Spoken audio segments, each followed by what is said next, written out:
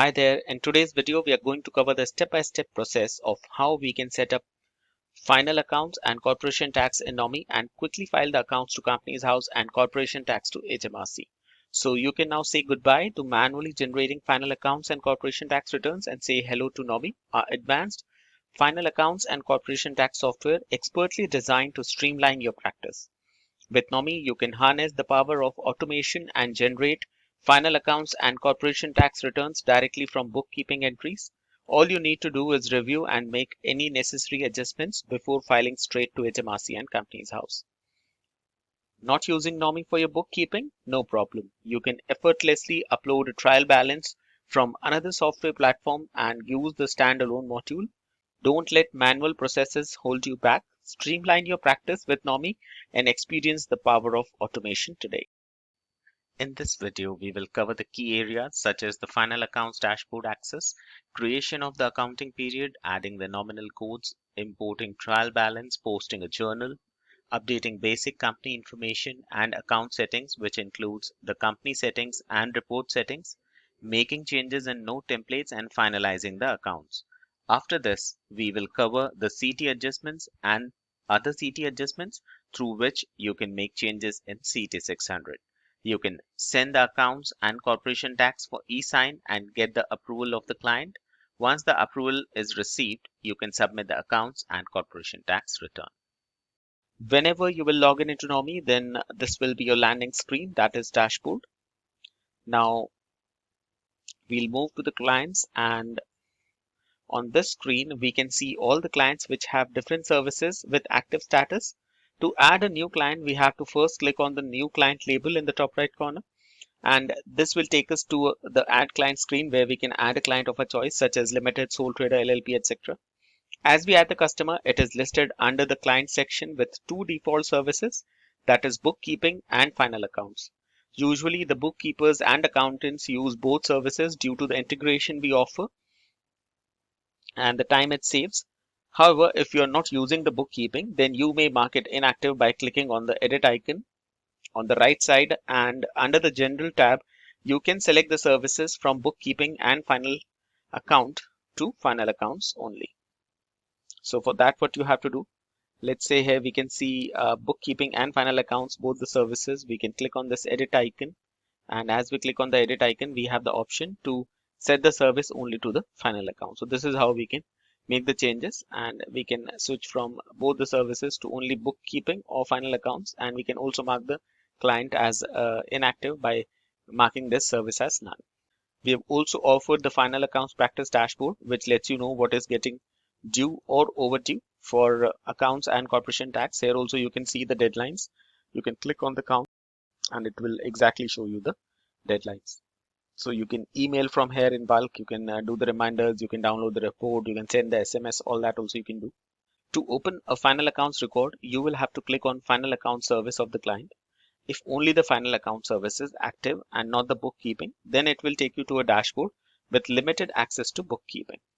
So as we can see, ABC Limited, this is the company and only the final account service is active. So we'll click on the name, and this is the bookkeeping dashboard with limited access. So if you're managing the bookkeeping in Nomi, then you don't have to import the trial balance, as all the data is updated from bookkeeping into final accounts and all the modules are well integrated. But if you're not doing the bookkeeping, then you can set only to final accounts, and this dashboard it will take you to. Whenever you click on the final account service, here you can take all the necessary actions that are required before you start the final accounts and corporation tax. So the very first step here would be to click on settings and then update the accounting period. So you have to click on accounting period and then edit, and here you can click on adjust accounting periods, and then you can create a previous accounting period as well. Now once you create a previous accounting period, then you can do a comparative report. So you can see previous period is there, that is 21-22, and the next is 22-23. You can also add the next year if you want, and you will find on the screen that you have a period ending 31st of May 2024. So 3 periods are now created. We can also change the dates of the accounting period if required, and in the event of more than 12 months period, we can also create a full period, let's say 12 months and 1 week. The software will then divide this period into two CT600s, The first will be for 12 months and another for a week in case of the company's house. However, for the accounts purpose, the complete period is submitted. So we just have to create the full period here. So here we have to enter the full period, that is 12 months and 1 week. Now next is the nominal code. So we can access the nominal codes from here. We have to just click on edit and then we can click on add account. So if you're doing the bookkeeping with some other software and a few of the accounts are different, which you've set up there, then what we have here in Nomi, then you can add all those accounts under the chart of accounts by this add account label. You can click on this and then on the screen you can add different types of accounts such as income type, expense type, all that you can add here. And you can also search for any of the accounts, whether the nominal you have in that bookkeeping package is available in Nomi with a different name with the help of the search option. So this is the second step. Update all the nominal codes here, which you want, which will be required when you import the trial balance or manually post a trial balance here. And then we have the trial balance import. So to import the trial balance, we can then click on advisor tools on the left hand side. And then we have the import trial balance option. Now import trial balance, we have the option of importing the trial balance with the help of CSV, Xero and QuickBooks. In CSV, we have provided this sample file. We can download it and it will show 3 columns by default, that is ledger code, account name and balance. Now you can change the balance to debit and credit columns and it will be easier for you to import the data. So if you're not sure on the nominals, you can skip the whole thing and only mention the account name, that is sales and purchase, etc. Like different types of account names are there, and enter the amounts in debit or credit columns. Once you have uploaded all the information, then you may import the trial balance and map the columns correctly. So that is what you have to do. You have to just click on this choose file and you can import the trial balance, and then you can click on upload. Here you have to map it, account code, account name, debit and credit, and then click on next. Usually you get a balance here instead of that, and then you can update all the information on the screen. Now we have to always make sure that the trial balance is matched, that is debit and credit should be equal, and here we can update the data manually, like this is advertising and marketing, and here it is mentioned accountancy fee, so we can map it with that. So like this we can map the nominals and then update the period end date as the posting date on the screen. And we can similarly import the data from Xero and QuickBooks, and for that we have to make the selection from the drop down menu, and it takes us to the login screen of that software. After logging in, we can select the client for whom we want to import the trial balance, and it will fetch all the information directly into Nomi. So this is one of the ways to import the data, that is through the trial balance. And once the trial balance is imported, then it creates a journal, and you can see a journal there. Now if you want to post a trial balance manually, then for that you will have to click on the option journals. So you can also use the advisor tools in the header and then click on journals here. And as you click on journals, it will take you to the screen, and you can click on add on this top right corner, and here a pop-up will appear. You will have to provide a date, then a description, and after that you can post the trial balance manually here. So this is posting through a journal, and all the data will be updated in the final accounts. So these are a few ways through which you can update the data in Nomi in case you're not doing the bookkeeping. If you are doing the bookkeeping, then you don't have to do anything, and you have to only take care of the accounting periods and nominal codes as a part of the bookkeeping. After updating all the information, you can click on Final Accounts Dashboard. So here we have the final accounts on the left hand side, and then we are on the Final Accounts Dashboard. So this is the Final Accounts Dashboard, and you can view and update the information on the screen. So the very first tab is Company Details. You can click on this, and on this pop-up you can update registration number, company authentication code, company district number, UTR number, the reporting standard, whether it is micro entity, FRS 105, small entity, FRS 102 1A or dormant for the accounts, and then the address details and the postcode. Then we have the company status register. So we can make the changes for the corporation tax purpose, whether the corporation tax we are submitting is under trading or dormant status. That also we can update from here. Then we have the key figures, so we can check the current and the previous year's figures. And if we are looking for a comparative report, then we have to just click on this edit icon and we can see a comparative report as well on the screen. So it shows us the variance. And after this, we will move back on the dashboard, and here we have the account settings as the first option. So we'll click on account settings, and to make the changes in the accounts module, we'll have to click here, and then it will take us to the screen where we have company settings and account settings. So under company settings, we have the general and related settings options. The general settings allows us to enter the company authorization code and the signatory for the report. If there is more than one signatory available in the company, then we can also update the registered office details and include the trading office address in the accounts report.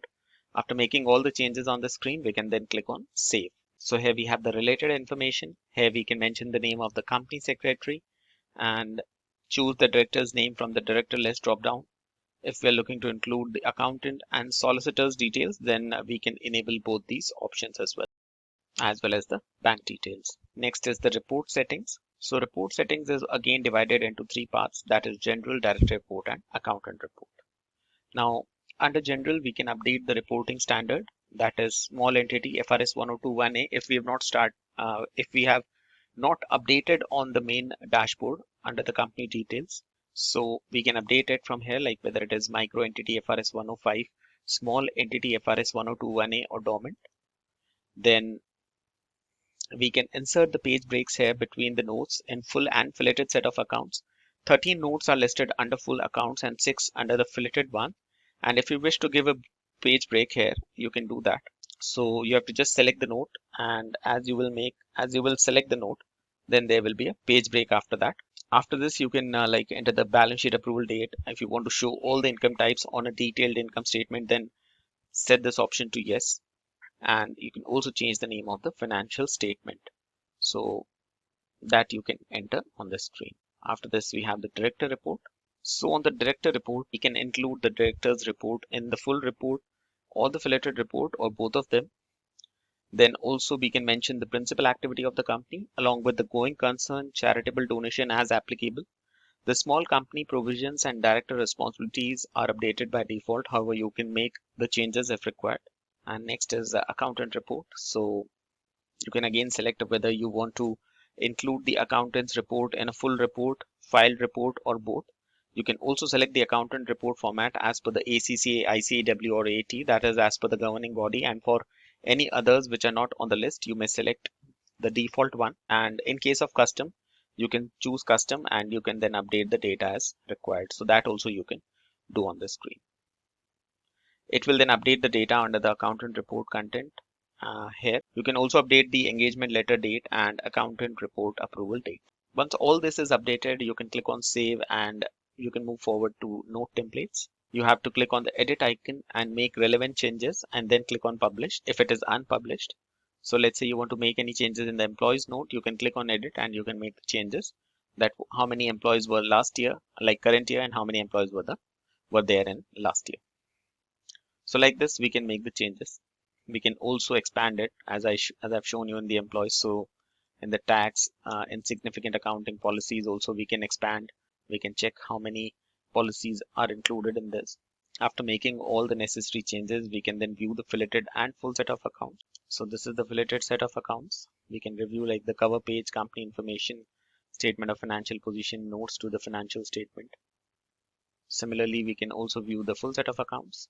Now, if any changes are required, let's say we want to make some changes in these figures. So we can go back into journals, and then there we can see a journal posted for the trial balance. Since we have imported the data through a trial balance or posted a manual journal, then there will be a journal here. If not, if we are doing the bookkeeping, then nothing is required here. Like we can make the changes in the bookkeeping module and the data will be updated. So that is what we have to do. Now from here, we can move to the CT 600, and under CT 600, all the data is updated under CT computation. You can check in the complete CT 600, this data is updated because the full set of accounts is attached automatically based on the report. So this is attached as an IXBRL, and to make any changes, you have to click on CT adjustments. So under CT adjustments, the first tab is general tab, where you can update the district number, UTR number, the CT return date, the signatory title, or the signatory name of the director you can choose. You have to just click on edit in the top right corner for that, and you can make the necessary changes if you want. Then profit and loss related adjustments you can make, like any add back such as entertainment expense, depreciation expense, that gets updated here. Then trading loss, any manual adjustments also you can make, anything on the trading loss. So any losses carried forward or brought forward and utilized this year, all that you can record on the screen. Then we have the non-trading loss. So any interest received or non-trading interest paid or any other non-trading losses that are brought forward, you can record on the screen. Then we have the property loss or the rental income, rental profit, that we can record here. Then capital gain or loss can be recorded, and this will again have an impact on the CT computation. And then we have the capital allowance. So anything we want to add here on the annual investment allowance, or the super deduction, and here also we can add the capital allowances. So these changes we can make. Apart from this, we have CT other adjustments. So CT other adjustments allows you to record R&D. So if you're claiming any R&D, then you can do it here, and anything on the loans to participators you can record on this screen. Now once you've done all of this, you can move into documents. You can review the CT 600 under the documents. So on this screen you can see you have the draft accounts and the CT computation, CT 600, all of that. We also have a very good feature of e-sign. So you can click on e-sign and send this to the customer for e-signature. So you can send it from here. The filleted accounts, full accounts, and the CT 600 is then sent to the customer. They receive an email, and in that email there is a link. They can click on the link. They're redirected to a web page where they have to just click on the tag, and then they can type in their name, choose a font, and they can also upload a scanned signature, and they can draw the signature as well. So this is how they can sign the document, and it's an electronic proof that they have approved the CT 600 and accounts. You can also email from here. We have provided different templates, like document request template is there. So you can request the documents from the customers if you want to, and then you can send queries from here to the customer when you're preparing the accounts or the CT 600. You can use the FA draft accounts approval template so that you can send it for approval. The figures will be there. You can add the attachments, and finally you can send them a submission notice. Whatever is the liability, you can update that, and then you can send them the submission notice as well. So it's quite handy. Everything is at one place. You can send the SMS, you can schedule the emails. Again, it will save a lot of time for you. You can do that as well. And then we can move with the submissions. So you can click on submit CT 600, and from here you can submit the CT 600 as well. So you have to just validate the submission. First you have to lock the period, then you can lock the return. After that you can validate the submission, which is nothing but a test submission on HMRC's portal. And after that you can submit this to HMRC. Once it is approved, you can also mark it as file if you've already done the submission from some third-party software. And once this submission is done, you can move to final accounts and then click on submit accounts. So you can submit this to the company's house directly from here, and if there's anything, it will let you know in the warning message that so and so is incorrect. You need to make those necessary changes, and if not, you can then make submission. You can lock the period. That is the first step. You will have to lock the period from here. Once you lock the period, you'll find the submit label, mark as file and not submitting, and you can then submit it using your presenter ID and the presenter authentication code. This you have to update under the agent hub, under the agent settings on the main agent hub. Once you update it there, then this information is fetched from there only, the presenter ID and the presenter authentication and your email address. And then you can submit this to company's house. The status will change from not submitted to processing and then to submitted. The only thing which you have to take care of is the corporation tax journal. You will have to post the corporation tax journal back into the accounts, and then you have to make the submission. There is also a provision of submitting amended accounts from Nomi. So if you're looking to file the amended accounts, to Companies House, you can then do that as well from Nomi. So first you have to click on mark as file, then undo the submission, and after that you will get an amended tag on the filleted accounts, and you can make the necessary changes and then submit the accounts to Companies House under the amended tag. I trust that you found this video enjoyable and that it provided clear guidance on setting up the accounts and corporation tax in Nomi step by step. If you have any questions, then please do not hesitate to reach out to us at support@nomi.co.uk. You can also call us on the support line and come to the live chat in case of any urgency. Thank you.